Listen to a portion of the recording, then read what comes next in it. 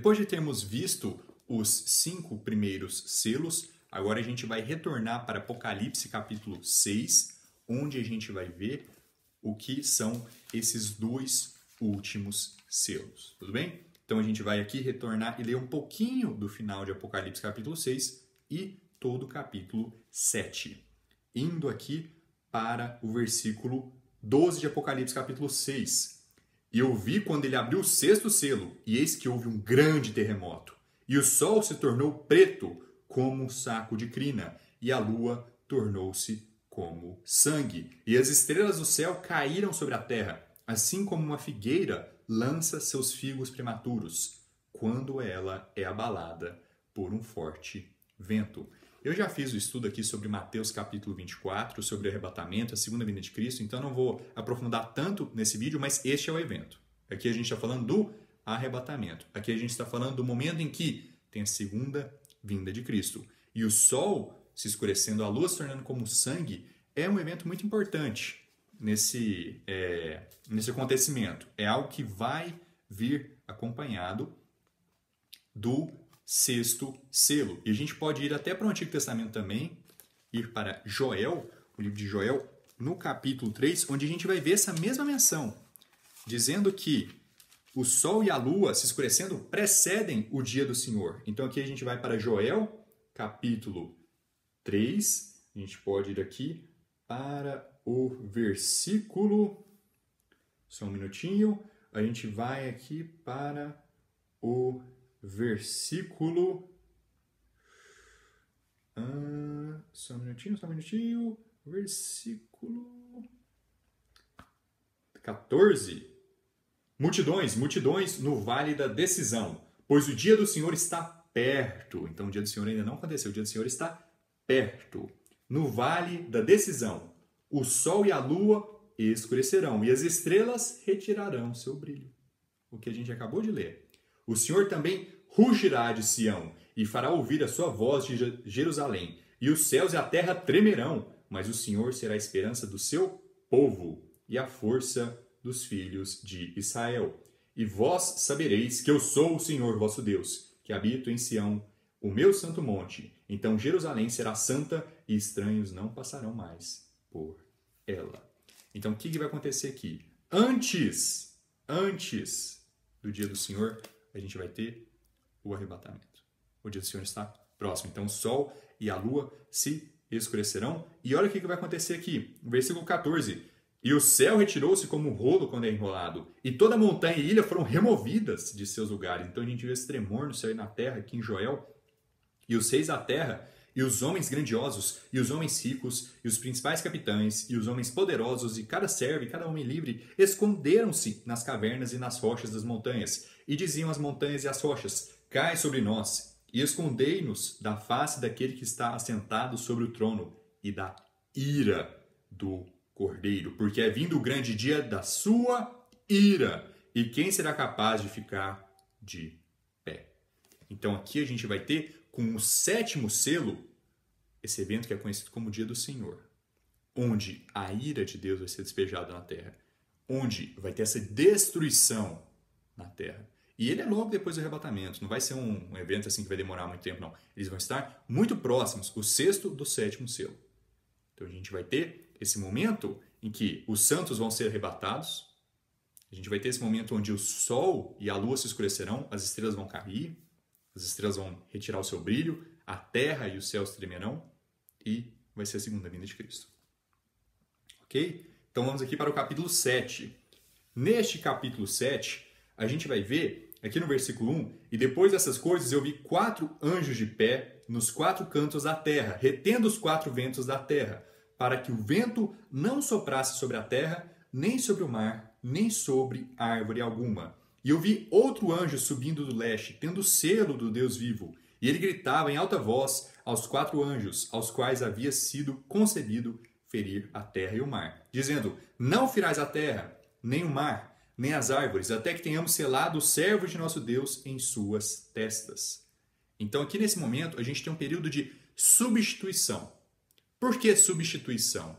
Porque neste momento a gente tem esses 144 mil santos que morreram já, cada 12 mil de uma tribo de Jerusalém, de Israel, de Israel, de cada uma dessas 12 tribos, 12 mil de cada uma dessas 12 tribos, 144 mil, estes santos vão vir aqui para a terra, depois que forem selados, eles vão vir aqui para a terra para pregar o Evangelho de Deus, para pregar a palavra de Deus, para fazerem o serviço que basicamente os santos fazem hoje em dia, que é de ensinar, que é de dar esse testemunho da nossa fé. De certa forma, eles vão substituir com a gente. Por quê? Porque a Bíblia diz que céus e terra passarão, mas a minha palavra não passará. E junto com as duas testemunhas, esses 144 mil terão esse papel de fazer com que o Evangelho seja conhecido a todas as nações. Continuamente, né? A gente já sabe que o Evangelho vai ser pregado a todas as nações, mas eles vão continuar pregando, continuar ensinando, continuar falando a palavra de Deus. A gente vai ter pessoas neste período da grande ira de Deus, a gente vai ter pessoas durante esse período de fúria que ainda vão ser salvas, que ainda vão acreditar, que ainda vão estar indo para o céu, mas eles não vão ter parte na ressurreição até que os 1000 anos do reino do Cordeiro terminem.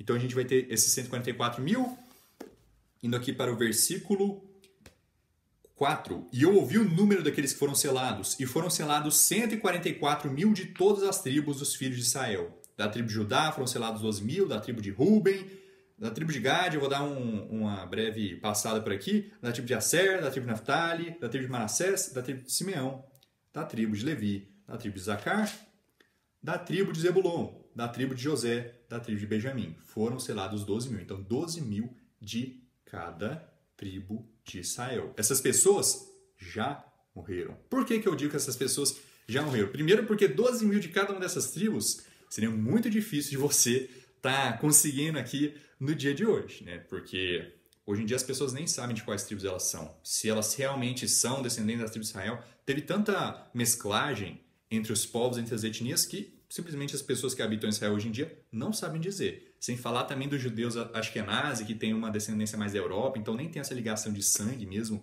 física com as tribos de Israel, hoje em dia não sabe mais. E não somente essas pessoas, esses 144 mil, eles são 12 mil de cada tribo, um número enorme, homens, mas eles também são virgens. Vamos aqui para Apocalipse capítulo 14, versículo 1. E eu olhei, e eis que o Cordeiro estava em pé sobre o monte Sião, e com ele 144 mil, tendo o nome de seu pai inscrito em suas testas. E eu ouvi uma voz do céu, como a voz de muitas águas, e como a voz de um grande trovão. E eu ouvi uma voz de arpistas arpeando com as suas harpas. E eles cantavam como se fosse uma nova canção diante do trono. Por que eu digo que os 144 mil estão no céu?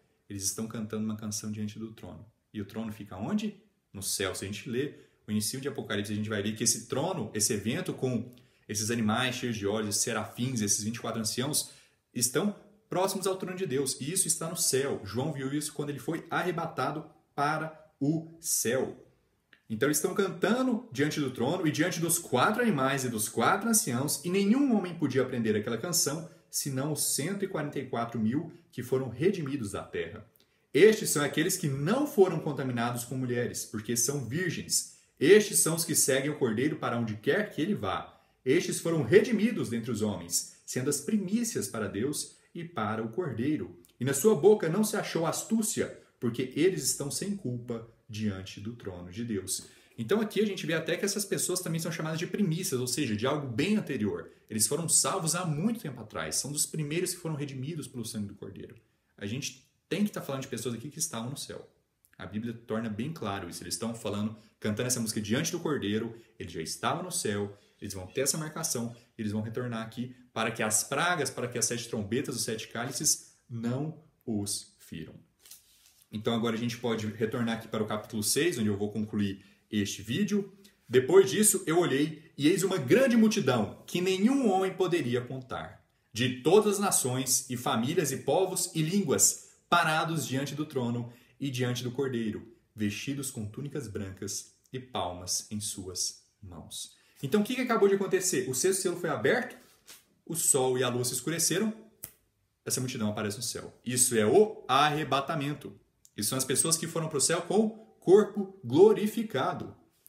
E todos os anjos estavam em pé ao redor do trono, e ao redor dos anciãos e dos 4 animais, e caíram sobre suas faces diante do trono e adoraram a Deus, dizendo: Amém, bênção e glória, e sabedoria, e ação de graças, e honra e poder, e força sejam ao nosso Deus para sempre e sempre. Amém. E um dos anciãos respondeu-me, dizendo: Quem são estes que estão vestidos com túnicas brancas? E de onde eles vieram? E eu lhes disse: Senhor, tu sabes. E ele me disse: Estes são aqueles que vieram da grande tribulação e lavaram as suas túnicas e as tornaram brancas no sangue do Cordeiro. É impossível o arrebatamento acontecer antes da tribulação. Claramente, Jesus fala, e depois da tribulação, e a gente vê aqui também, estes são os que vieram da grande tribulação. Uma multidão de todas as nações, povos e línguas aparece no céu, logo depois do sol e a luz se escurecerem, bate perfeitamente com a descrição que a gente tem em Joel, com a descrição que a gente tem em Mateus capítulo 24. A Bíblia é um livro perfeito, falando do mesmo assunto, trazendo pontos diferentes que trazem mais informações sobre esse determinado assunto. Então vamos continuar aqui. A gente ainda vou passar um pouquinho aqui do tempo para a gente ler esse último selo também. Eles lavaram, tornaram brancos o sangue do Cordeiro, por isso eles estão diante do trono de Deus e o servem dia e noite em seu templo. E aquele que está sentado no trono habitará entre eles. Eles não terão mais fome, nem terão sede, nem arderá o sol sobre eles, nem qualquer calor. Porque o Cordeiro que está no meio do trono os alimentará e os levará às fontes de águas vivas, e Deus enxugará todas as lágrimas de seus olhos. Que momento maravilhoso! Vai ser estar reunido com Deus, vai ser estar no céu com nossos corpos glorificados, em tranquilidade, em união, enquanto Deus executa a sua vingança no mundo. Depois de tanta perseguição, depois de tanta dificuldade, tantas tribulações, finalmente, paz. A gente vai aqui para o capítulo 8, só começando aqui a leitura do capítulo 8, versículo 1. E quando ele abriu o 7º selo, ou seja, o arrebatamento, e aí a gente tem logo em seguida o 7º selo, houve silêncio no céu por quase meia hora. E eu vi os 7 anjos que estavam em pé diante de Deus, e a eles foram dadas 7 trombetas. E outro anjo veio e se pôs em pé junto ao altar, tendo um incensário de ouro. E foi-lhe dado muito incenso para que ele o ofertasse com as orações de todos os santos sobre o altar de ouro que estava diante do trono.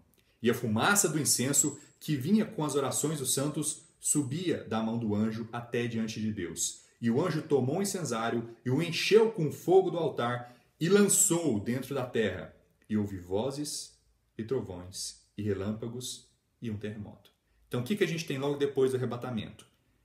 Esse incensário cheio das orações dos santos sendo jogado na terra. Esses anjos com essas 7 trombetas se preparando para a destruição da terra. E o que a gente tem aqui na terra?